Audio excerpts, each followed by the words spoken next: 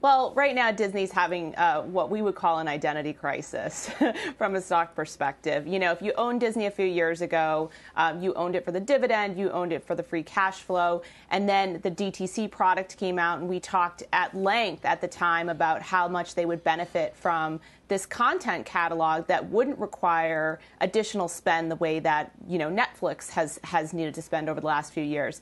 So now you're trying to thread the needle from a management perspective, understanding that some of this DTC allure has worn off as we've kind of gone back to our regular day-to-day lives, and yet the park revenue really hasn't reaccelerated at the pace that I think you need to have in order to potentially eventually pay a dividend.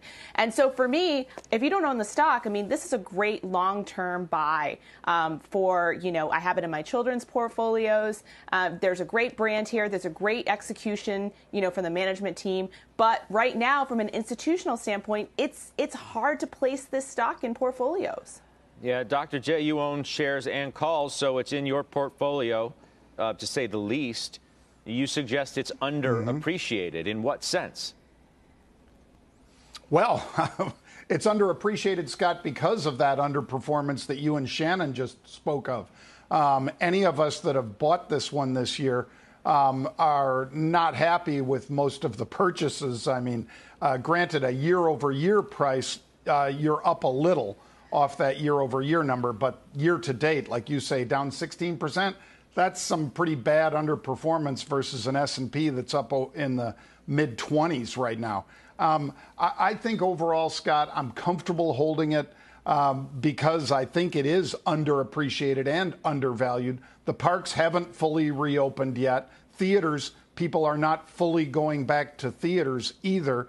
And the box office numbers, when you look at them, and Encanto or even Black Widow and things like that, you're not seeing the sort of numbers you would see if people were going into theaters. And yes, I do understand that yet Disney and everybody else only gets a percentage of what's in the theater, in the box office, rather than the 100% of the streaming revenue.